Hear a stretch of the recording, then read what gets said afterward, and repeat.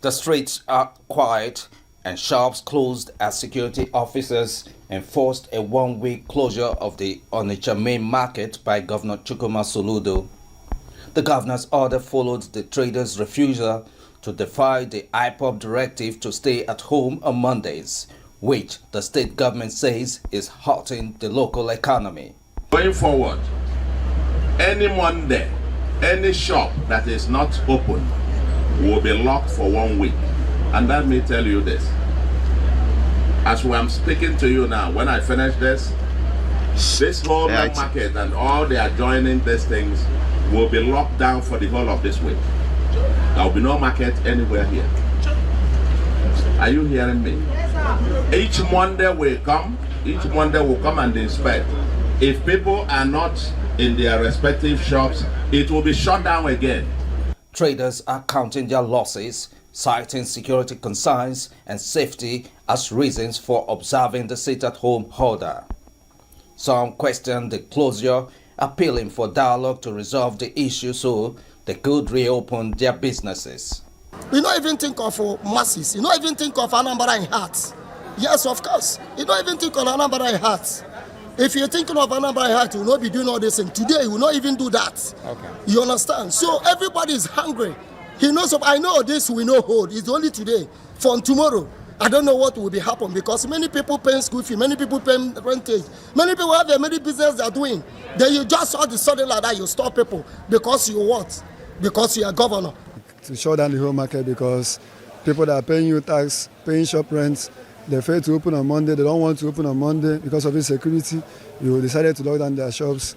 It's an abuse of power, totally. It's an abuse of power, and it's very bad. I can't be the first to come because automatically, if I come, anything can happen. I may lose my life.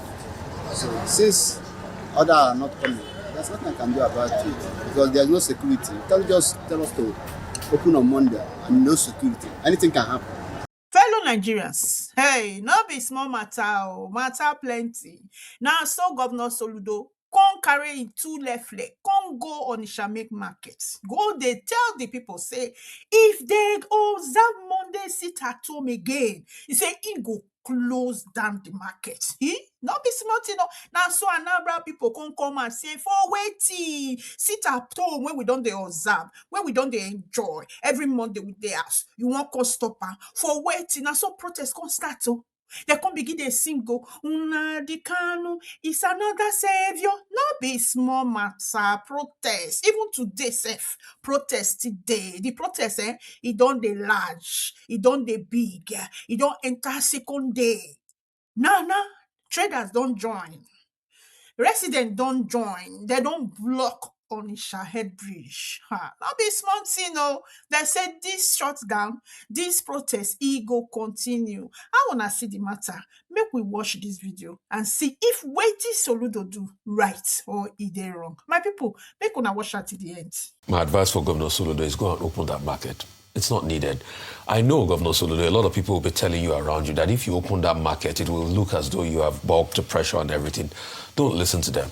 You want your state to be safe. You don't want the rancor on the streets of your people. You don't want this to happen in Onitsha and people scampering around and police shooting tear gas. What if people were killed yesterday? That would be another blood on your neck. Go ahead and open the market. As regards the sit at home, see, we all know that criminal elements have hijacked the sit at home. Nnamdi Kanu has said many times in the courts that I do not support the sit at home. All right, yes, it started as a reaction, but they have now seen that you know the start of something, you don't know the end of the thing. As long as you cannot provide security for the people, which anyway, there's no way you can provide security for anybody in this country. There's no security in Nigeria. We are just all living by the grace of God. Yeah. So as long as you know that, just allow these people trade. The question I keep asking the government, you think these people don't want to trade? You think they don't want to utilize and make more money on a Monday? They want to. You think they want to turn their Saturdays into like Mondays? Now they now walk up to Saturday. You think, but it's because it's the new normal. So until this simmer out, please, Governor Soludo, don't let people deceive you. All right. So Charles Chukwuma Soludo, in closing the market is executive recklessness. It's an abuse of power and should be condemned. In the first instance, This thing is a private business, somebody's personal business. And he decides how, when, where, time to open and run his business. Now, nobody is coercing anybody in the market to sit at home. That is where the governor can come in. If there is some people that are forcing people to close down the market and sit at home, that is where the governor cannot come in. And the person who is forcing people to sit at home should be arrested. Now, if the market people on their own decided to sit at home on Mondays, that is their business. Because on each market and those private shops there are somebody's private property, and they are running the business with their money. So coming to lock it up because they refuse to open market on Mondays, I think is executive recklessness, and the governor should be sued, and the action should be filed against the governor for taking such reckless decision. But then I'm wondering, does obeying a sit-at-home order, whether out of fear or coercion, does it constitute a legal offense by the traders? Of course. If somebody issued an order asking you to sit at home with a threat, you should report. Because what I mean by you should report to the governor is that the security agents that this particular people are threatening us not to open our shop. You should report, and it left the security agency to provide security for you, work in that intelligence, look at those who are issuing that order and those who are enforcing that order and get them arrested and deal with them in line with the law. You cannot ask the people to come up. Probably somebody is threatening them, and you fail to address all those issues, the people that are threatening them, and you're asking them, forcing them to sit at home. Now I ask the governor, what of the school? The school in Anambra State, the banks, the government establishments. You should start from there, not somebody's private business. You cannot tell me when to open my chamber as a law firm, that if I did not open my chamber that you're going to lock it up. You cannot do that, because you have no business to direct me. It is different from when there is a coffee, when you say that nobody should come out and somebody now go and open his shop. The person is violating the government directives. Not for you, because I said that I'm not going to open my shop on my own. Nobody forced me. You said that because of that, you are going to lock my shop for 1 week or thereabout. You cannot do that, and it should be condemned. With this collective punishment, as severe as it is, do you think it will be effective in any way? How can it be effective? Were you not? I go and see what is happening in Onitsha. It's just like what we are talking about. You don't give order.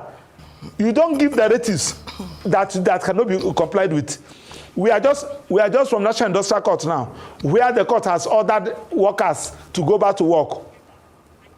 And the workers said that they are not going to comply with the order. I'm talking about court order, even when we are begging them. Now you gave an order that they should close the market for 1 week. Who are you? Because you are the governor. Now they have revolted. Protest is going on in Anambra State now.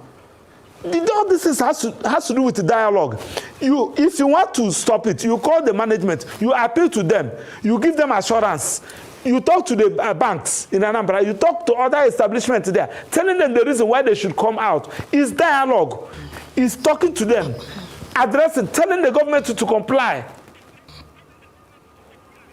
I hear them say, not for you to use executive power as if we're in the military regime. You wake up, you lock somebody's shop, you don't even know what is in those shop, and you lock it for 1 week. Do you know what is in those shop? And when you lock it, you say that they should not have access to it. Are you going to feed their family? You cannot do that. All this particular issue were created by Buhari. Buhari government created all this issue, and Malami, they created this issue, and Abakari. Now, the government that come on board, you should look for a way to resolve it. This sit at home did not start from this government. It has been there. Now, Dr. Okpara, I'm wondering if there are legal precedents where courts have ruled on similar issues. How might the courts balance public order concerns against economic rights if this matter is litigated? Temitope and Hawaii, you can see what is happening in the civilized world. This Trump will wake up in the morning, will issue executive order. Court will nullify it. Because one, when you cannot give an order where you don't have a right to give. Do you have a right to tell me when to run my business, the kind of business I'm going to run, when to go to abroad to go and bring goods, when to sell it? You cannot. It's gross violation of rights. It's trespass, and it's actionable. There are plethora of cases that are there. Just give you an instance, a very simple instance. Somebody, you are selling spare parts, and somebody now, the government said, you are going to open today. You will not open tomorrow for no just reason. Simply because you did not open the previous day. They said that because of that you cannot. It's a trespass, for goodness sake. It's violation of rights. Trespass, violation of rights, the case, they are numerous. Well, and I'm calling the traders to file action against the governor for doing that. Yeah, it'd be interesting to see if any traders decide to sue the Anambra state government and what could manifest from that. But we know the sit-at-home order is tied to the detention and recent life sentence of IPOB leader Nnamdi Kanu. Can state-level executive legally negotiate any kind of settlement for federal judicial matters? And what are the legal hurdles to a negotiated settlement in this context? Hawa and Temitope, I want to tell you for free.